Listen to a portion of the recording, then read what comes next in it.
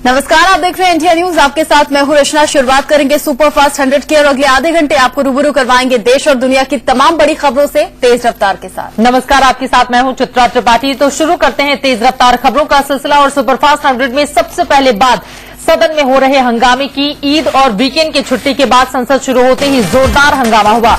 राज्यसभा में किश्तवाड़ हिंसा को लेकर बीजेपी ने खूब हंगामा किया। बिल्कुल, और इसी हंगामे के बीच अलग अलग मुद्दों को लेकर विपक्ष ने नारेबाजी शुरू कर दी। हंगामे को देखते हुए संसद की कार्यवाही बीच बीच में रोकनी पड़ी।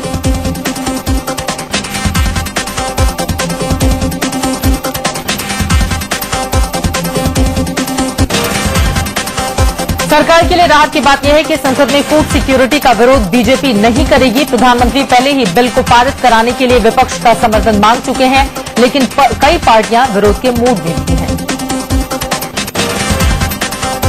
फूड सिक्योरिटी बिल के तहत गरीबों को 3 रुपए किलो चावल मिलेगा, वहीं 2 रुपए किलो गेहूं और 1 रुपए किलो मोटा अनाज मिल सकेगा। इस योजना का लाभ गरीब परिवार के हर सदस्य को मिलेगा और इन्हें हर महीने 5 किलो अनाज मिलेगा। फूड सिक्योरिटी बिल से देश की 2/3 गरीब जनता को फायदा मिल सकेगा। गांवों की करीब 75% गरीब आबादी इसके दायरे में आएगी, तो वहीं करीब 50% शहरी गरीब भी इस योजना का फायदा उठा सकेंगे। राजनीतिक दलों को आरटीआई कानून के दायरे से बाहर रखने के लिए आज संसद में बिल भी लाया जा सकता है। पीएमओ में मंत्री Narayanasamy RTI act amendment bill पेश कर सकते हैं। केंद्रीय सूचना आयोग ने राजनीतिक दलों को आरटीआई के दायरे में लाने का आदेश दिया था। सेबी को और ज्यादा अधिकार देने के लिए वित्त मंत्री पी चिदम्बरम आज संसद में एक बिल पेश करने वाले हैं। इस बिल से उन कंपनियों पर शिकंजा कसने में मदद मिलेगी जो लोगों से लालच दिखाकर पैसे जमा करवा लेती हैं, फिर फरार हो जाती हैं। चुनावी तोहफे को लेकर गाइडलाइंस के लिए चुनाव आयोग ने आज सर्वदलीय बैठक बुलाई है। सुप्रीम कोर्ट ने चुनावी घोषणा पत्र में मुफ्त उपहार के ऐलान पर कड़ी टिप्पणी की है। चुनाव आयोग अब सभी दलों से राय लेकर इस पर गाइडलाइंस बनाने की तैयारी में है। यूपी के निलंबित आईएएस अफसर दुर्गा शक्ति नागपाल को लेकर अब शुक्रवार को सुप्रीम कोर्ट में अगली सुनवाई होगी। दुर्गा का निलंबन रद्द करने की मांग को लेकर सुप्रीम कोर्ट में जनहित याचिका लगाई गई थी। सुनवाई के दौरान कोर्ट ने कहा कि मामले पर हमारी नजर है। हीरा लाडिया फोन टैपिंग केस को लेकर आज सुप्रीम कोर्ट में अहम सुनवाई है। इसके पहले कोर्ट ने इस केस में हीरा हवाले करने के चलते सरकारी एजेंसियों को आड़े हाथों लिया था और कहा था कि मामला 2G घोटाले से भी ज्यादा गंभीर है। आज सुप्रीम कोर्ट में अमित शाह की याचिका पर भी सुनवाई होनी है। अमित शाह ने कोर्ट में गुहार लगाई थी कि उनकी जमानत में जो शर्तें लगाई गई हैं उसमें ढील दी जाए। दरअसल शाह को हर 2 हफ्ते में सीबीआई दफ्तर में हाजिरी लगानी होती है, जिससे वो छूट चाहते हैं। जर्मन बेकरी धमाके दोषी हिमायत बेग को सजा की चुनौती पर बॉम्बे हाईकोर्ट में सुनवाई आज होगी। इंडियन मुजाहिदीन आतंकी बेग को निचली अदालत ने फांसी की सजा सुनाई है। ये भी तय होना है कि आगे से सुनवाई वीडियो कॉन्फ्रेंसिंग के जरिए होगी या फिर नहीं। किश्तवाड़ हिंसा को लेकर सुप्रीम कोर्ट में एक जनहित याचिका दायर की गई है। याचिकाकर्ता प्रोफेसर भीम सिंह ने मांग की है कि कर्फ्यू के चलते फंसे श्रद्धालुओं को वहां से सुरक्षित बाहर निकाला जाए। इस मामले में अब मंगलवार को सुनवाई होगी। जम्मू कश्मीर के मुख्यमंत्री उमर अब्दुल्ला ने ट्विटर पर जानकारी दी है कि हाईकोर्ट से रिटायर्ड जज की देखरेख में किश्तवाड़ हिंसा की न्यायिक जांच होगी। सीएम ने यह भी कहा है कि एक तय समय सीमा के अंदर जांच पूरी होगी। किश्तवाड़ की आग पूरे जम्मू में फैल रही है। राज्य के 10 में से 8 जिलों में कर्फ्यू लगा दिया गया है। शुक्रवार को किश्तवाड़ में 2 गुटों में हुए हिंसक संघर्ष के बाद लगातार होते विरोध प्रदर्शन को देखते हुए कर्फ्यू लगाया गया है। किश्तवाड़ हिंसा के बाद तनाव को देखते हुए जम्मू कश्मीर के 8 जिलों में कर्फ्यू लगाया गया है। इनमें जम्मू, किश्तवाड़, उधमपुर, सांबा, पुंछ, कठुआ, डोडा और राजौरी जिले शामिल हैं। यहां सेना और सुरक्षाकर्मी तैनात हैं। कर्फ्यू के बीच जम्मू में सेना ने चौकसी बढ़ा दी है। लोगों को घरों से न निकलने की हिदायत दी गई है। साथ ही यहां केबल, मोबाइल नेटवर्क और इंटरनेट जैसी जरूरी सेवाएं ठप कर दी गई हैं। बीजेपी नेता और राज्यसभा में नेता प्रतिपक्ष अरुण जेटली ने किश्तवाड़ हिंसा को लेकर जम्मू कश्मीर सरकार को आड़े हाथों लिया। उन्होंने कहा कि सरकार ने जानबूझकर उन्हें किश्तवाड़ जाने से रोका ताकि सच्चाई सामने न आ पाए।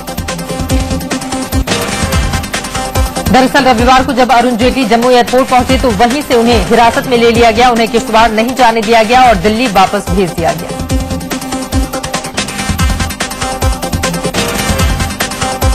किश्तवाड़ जा रहे अरुण जेटली को जम्मू एयरपोर्ट पर हिरासत में लिए जाने पर बीजेपी ने सरकार पर निशाना साधा।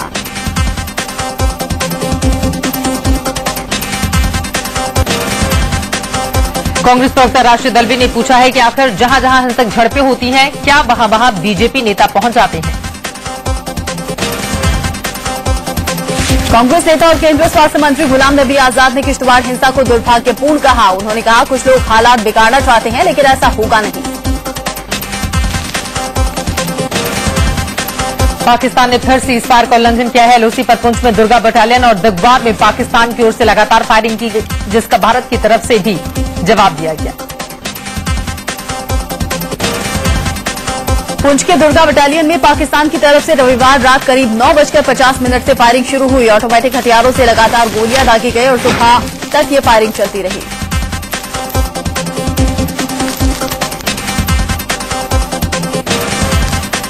एक दिन पहले ही पाकिस्तान ने एलओसी पर मेंढर के बालाकोट में फायरिंग की थी। साथ ही कानाचक सेक्टर में अंतर्राष्ट्रीय सीमा पर भी पाकिस्तानी सेना की ओर से फायरिंग की गई थी, जिसमें बीएसएफ का एक जवान जख्मी हुआ था। एलओसी पर तैनात जवानों की सुरक्षा पर बड़ा सवाल खड़ा हो गया है। सूत्र बताते हैं कि 5 अगस्त को पुंछ सेक्टर में 5 जवान शहीद हुए थे। 3 को सीने में गोली लगी थी। ऐसा तभी हो सकता है जब बुलेट प्रूफ जैकेट नहीं पहनी गई हो या फिर जैकेट काम नहीं कर रही हो। बीजेपी के राष्ट्रीय अध्यक्ष राजनाथ सिंह ने कहा है कि केंद्र की कमजोरी के चलते पाकिस्तान आंखें दिखाता है। उन्होंने पाकिस्तान से हर स्तर पर बातचीत बंद करने की मांग की। मध्य प्रदेश के मुख्यमंत्री शिवराज सिंह चौहान ने कहा है कि कांग्रेस के पास स्वाभिमान नाम की कोई चीज नहीं रह गई है। शिवराज ने रक्षा मंत्री ए.के. एंटनी के बयान की भी निंदा की और कहा कि पाक को जवाब मिलना चाहिए। 5 भारतीय सैनिकों की शहादत पर दिए गए विवादित बयान पर बिहार के कृषि मंत्री नरेंद्र सिंह ने माफी मांगी है। हमने ऐसा कभी न कल कहा न आज कहा, लेकिन अगर न्यूज अगर चल गया तो हम उसकी भर्त्सना भी नहीं करते हैं। जेडीयू अध्यक्ष शरद यादव के कारण बताओ नोटिस के बाद मंत्री नरेंद्र सिंह ने माफी मांगी है। शरद ने नरेंद्र के साथ साथ विवादित बयान देने वाले बिहार के एक और मंत्री भीम सिंह से भी 1 हफ्ते के अंदर जवाब मांगा था। बिहार के 2 बड़बोले मंत्री भीम सिंह और नरेंद्र सिंह को लेकर आरजेडी सुप्रीमो लालू प्रसाद ने चुटकी ली है। एक मंत्री वो भी नरेंद्र सिंह भी मेरे यहाँ से भगोड़ा है, ना तो मुख्यमंत्री यहाँ जुटे और उनका कोई मंत्री और कोई आदमी नहीं आया पटना हवाई अड्डा। देश के 13 बड़े एयरपोर्ट आतंकियों के निशाने पर हैं। आईबी ने अलर्ट जारी कर दिया है। दिल्ली, मुंबई, चेन्नई, कोलकाता, अहमदाबाद, बेंगलौर समेत 13 एयरपोर्ट्स की सुरक्षा बढ़ा दी गई है।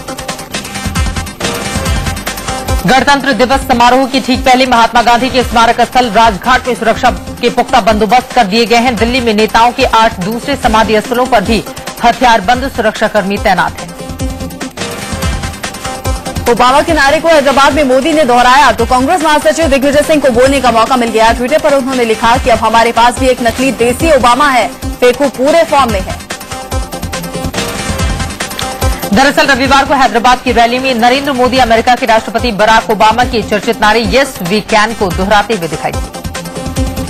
Yes we can, yes we can, yes will do, yes will do. Narendra Modi के भाषण को लेकर कांग्रेस ने जोरदार पलटवार किया है। पार्टी प्रवक्ता संदीप दीक्षित ने कहा कि मोदी के मन में जो कुछ आता है वो बोल देते हैं। मोदी साहब तो जो भी उनके मन में आता बोल देते हैं। ये वही मेरे ख्याल से उसी पार्टी के ये सदस्य हैं जिस पार्टी ने जब कारगिल में हजारों एकड़ जमीन हमारी पाकिस्तान ने हमारे लोगों को खदेड़ के कैप्चर कर ली थी, तब पता नहीं चला था कि मोदी कहाँ है और हमारी सरकार कहाँ है। दरअसल हैदराबाद रैली में गुजरात के सीएम और बीजेपी चुनाव प्रचार समिति के मुखिया नरेंद्र मोदी ने पाकिस्तान की फायरिंग को लेकर पीएम पर निशाना साधा था। पाकिस्तान एक के बाद एक जुल्म करता चला जा रहा है और 125 करोड़ का देश चुपचाप सारी चीजें झेल रहा है। मोदी ने पाकिस्तान के साथ साथ चीन को लेकर भी केंद्र सरकार पर निशाना साधा। चाइना तो घुसपैठिया था, उसको तो अपनी धरती पर वापस जाना जरूरी था, लेकिन दिल्ली की सरकार ने ऐसा समझौता किया कि चाइना तो अपने धरती पर वापस गया, लेकिन हिंदुस्तान की सेना को भी अपनी ही धरती पर वापस लेने का निर्णय, ये दुर्भाग्य है हमारे देश का कि ऐसी सरकार ने निर्णय किया। नेहरू गांधी परिवार पर भी नरेंद्र मोदी ने जमकर हमला बोला। 60 साल बीत चुके मित्रों, एक ही परिवार ने दशकों तक राज किया है, लेकिन सामान्य मानव की भलाई के लिए कुछ भी करने में वे सफल नहीं हुए हैं।